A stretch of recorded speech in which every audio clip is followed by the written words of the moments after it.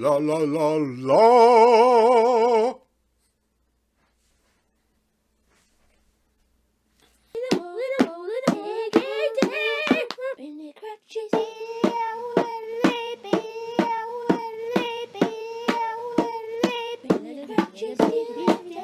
Welcome, Board Game Soloists, to Top 5 Solo Games. I'm J. Allen Riker, horror author and board game fanatic.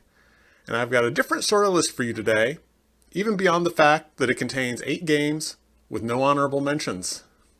You might notice that I'm at peak prospector look with my facial hair, which is quite a coincidence because my family is about to go on a crystal mining vacation in Arkansas. They have some of the richest veins of quartz in the world, which powered U.S. radios during World War II. We will bring home multiple 5-gallon buckets of quartz. We get a place in the woods and then go on hikes and go on crystal hunts during the day.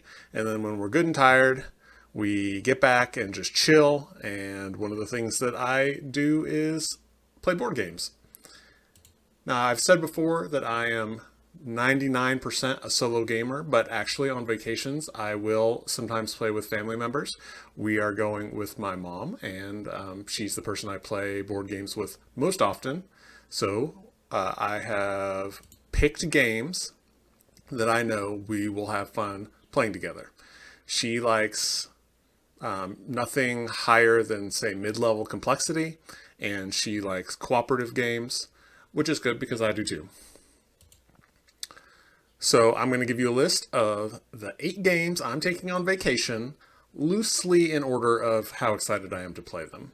I'm going to try not to go into too much detail beyond why I'm taking them, like what I'm excited about, but you know me.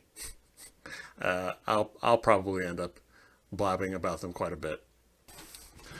Okay, so I want to show you the box I'm going to be taking.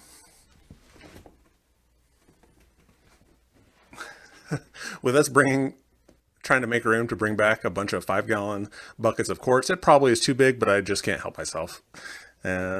So this is kind of the limitation right here. This is kind of what set this list at 8. So game that I'm taking on vacation, number 8, is Regicide. The little game that could. It really ended up on too many of my lists, and it's ending up on another one. It is, in reality, just one double-sided sheet of instructions that you can print for free, and then you can play the game with poker cards. But I own the deck because it's got really great art, very stylized. You are fighting against corrupt royals, so you separate out the royal cards. Each of the rest of the cards is a soldier. Each suit has different abilities, whether it be the defensive shields of the spades or the massive double damage of the clubs. It basically always comes with me because it's tiny and it's just the game that I'm the most likely to pull out and play when I'm tired or when I can't decide on anything else. I am trying to get my mom into the game, and she is not convinced it's for her, but I think that I'm going to convince her this vacation. So the number 7 game that I am taking on vacation is Turing Machine. You'll see that this copy is sealed because back when it first came out, like I pre-ordered it and I loved it, and I had my mom try it and she loved it too, and it was impossible to get, so I gave her my copy and ordered another one, and I finally got it again. It came in the mail not that long ago. It's been sitting at Game Nerds in my holds for a while. So when we play Turing Machine, we play together, just solving the puzzle together. This is like playing Turing Machine is like being a human computer. If you love logical deduction, you're gonna love this game. It's just pure deduction, turning your brain into logic gates, trying to solve the puzzle as efficiently as possible. There are 7 million or so possible variations, I think, and you can look them up on their website, but you can also go on Board Game Geek and like download thousands of them from the files. They're computer generated because the thing is basically a sort of simple, like limited computer. So as far as replayability goes, as far as replayable scenarios, it's one of the highest. Although I think that probably if you just had 1,000 and cycled through them, you would probably not remember how to solve the number one after you get past number 1,000. But still, like that promise did draw me in. There is a channel called Blue Dog Board Games that is a pretty solo focused channel. It's a really great channel. One of the things that she did last year was she made a challenge to play Turing Machine every day, and I'm pretty sure that she completed that challenge. So Turing Machine would be higher up on the list, but both me and my mom own it and have played it quite a bit. But I will say I'm excited to open my own copy, and I have been away from it for a while, so I am excited to play it. The number 6 game that I'm taking on vacation is a solo-only board game. And I will say that when I see a game that says it's multiplayer because you can just make the decisions together, I think that that's a like huge cop-out. It's a unique cop-out that solo-only board games make. We're used to seeing like kind of stretching the definition of solo board games from multiple multiplayer board games, but this is going in the other direction. Still, my mom and I play this game together and have a lot of fun, and that's Resist. So in Resist, you're leading the resistance against the Francoist regime in Spain. And so historically, you should lose. But my mom and I together, playing a very slow game, managed to get 24 points, beating all 10 missions, which I think is very unlikely because it gives you the ahistorical ending of the game where the Maquis actually liberates Spain. It's not one of these games that I was talking about that claims that it can be multiplayer if you make decisions together, so let me clarify that. But it is a game, apparently, where two people working together can do really good because I've never gotten 24 points on my own. So we do both own this game. I paid $18 and then $18 for shipping because I got it through the crowdfunding campaign that made it seem like it would never come to the US. And then later I paid $18 for it with free shipping from Game Nerds from my mom for her copy. So it did come to the US, and this is one of her favorite games. So she has actually requested that I bring it. I'm excited to see if we can do as well as we did in that last game. It was our last game where we scored so well, but now it's also kind of stress. We've done it perfectly once. So now kind of stressed about doing it again, but I'm also interested to see exactly how much of it was luck. We did get some very lucky card draws. The number 5 game that I am taking on vacation is Marvel United. I own a ton of Marvel United, almost too much to carry even around the house. And with another campaign coming in on its way in a few months, it's a super fun game to play with family. It is actually a game that I would like to play with my son more, but he's not interested in it. But now I can't take it on my main collection on vacation because it's huge and I threw away all of that horrible vac form plastic that holds everything neatly into place because I just store it flat on a shelf. So this Christmas, I saw that these two, so Marvel United and the Enter the Spider-Verse big expansion, were on sale from Amazon for $8. And I was trying to think of a reason to justify buying it again just because it was such a great deal. And I thought this is has a permanent space in my vacation board games, and having one where everything is separated out neatly just to grab and go. And maybe I would bring an extra few characters and cards if I care to, but I'm not going to this time.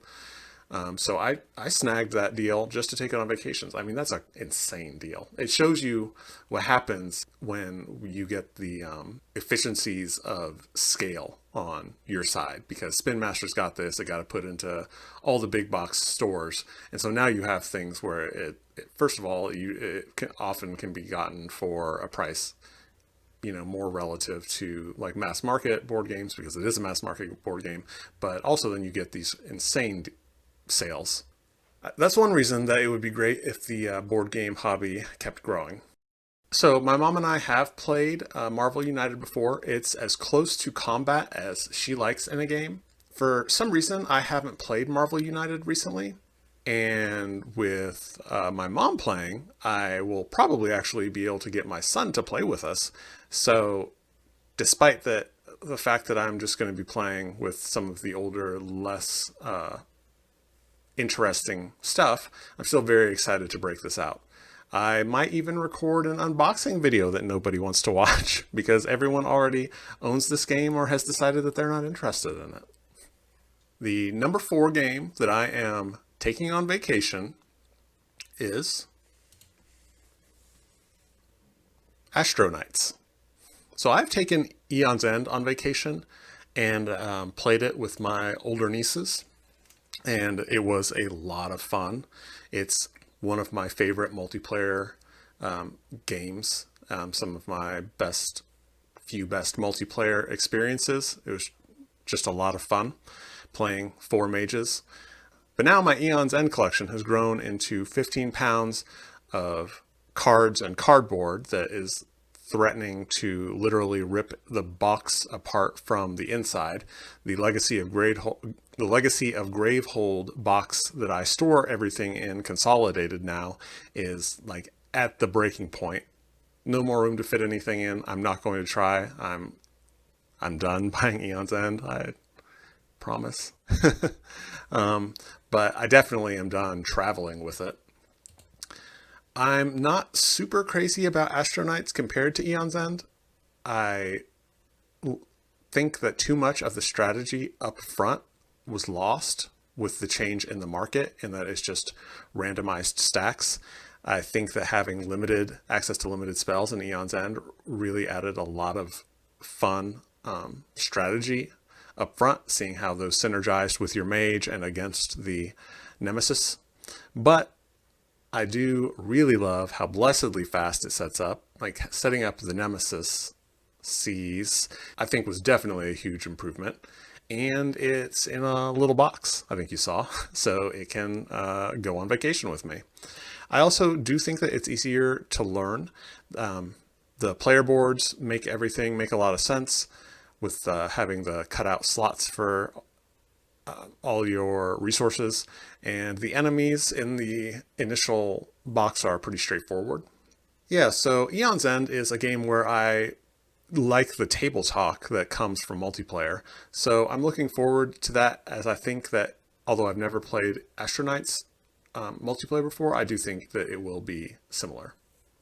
The number 3 game that I am taking on vacation is Alien: Fate of the Nostromo. Alien: Fate of the Nostromo is my favorite sort of game that seems like it kind of sprouted out of the pandemic template. One thing that's interesting about it is the more players you add, the more difficult it gets, because the alien takes a turn between each player. So if you play with 3, the xenomorph can practically sprint across the ship and get you before you have a chance to move. Now, I've never actually played this multiplayer, but I have played it 3-handed before. I think that 2-handed it's like my personal sweet spot for playing a solo, and I think it'll be good for playing on vacation. Unless my son wants to play, in which case we're going to be playing with 3 players, and it's going to be brutal. I think that it's funny because you don't think of a board game as being able to really freak you out. Like I don't find most horror board games to really give me the feeling of horror that a movie or a book does. But I do think that the tension gets really high when there's a xenomorph bearing down on you and you wonder if it's going to like get to you before your turn comes. And I think it will be fun to see my mom deal with that. And if my tender-hearted son plays, it's probably going to stress him out too much. But maybe I'll get one play out of him. So my number 2 game that I'm taking on vacation is a game that does not take up very much space in the box at all because it's just a deck of cards like Regicide. It is a custom deck though, and it is For Northwood. So For Northwood is a brilliant solo trick-taking game. It is just so cute and so fun. I grew up playing pitch with my mom and grandparents. So I'm excited to show her this version of trick-taking that you can play on your own. I think she's really going to enjoy it. I did very badly the last time that I played. I think I was playing a little bit too fast, and I am hoping to redeem myself. And this solo trick-taking game leads perfectly to probably the most surprising entry on a solo board gaming channel's listicle, and that is The Crew. So in 2019, The Crew blew everybody's mind that you could somehow do cooperative trick-taking. It's one of the only games I own that does not have a solo mode, unless one has been added recently. I haven't checked. I am still seeing that it is 2 to 5 players, so if one has been released, it's not very popular. I got this trick-taking game for 2 back when I thought maybe I would play with other people. I have never played it, and now I no longer buy games that I can't play solo for exactly that reason. So it's just been taking up shelf space. I probably would have sold it if it isn't so small that it just fits in a stack of small box games, not actually taking up any extra space. And I'm glad I still have it because I am going to try to learn it this week and maybe actually play it on vacation. So there it is. My box of games. It's making my arms shake.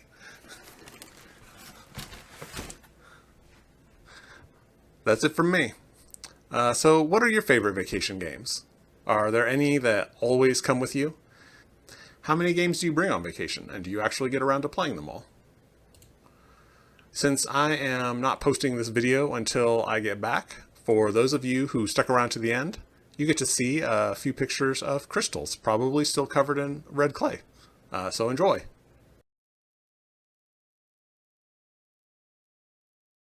Have a great rest of your day, and keep playing solo.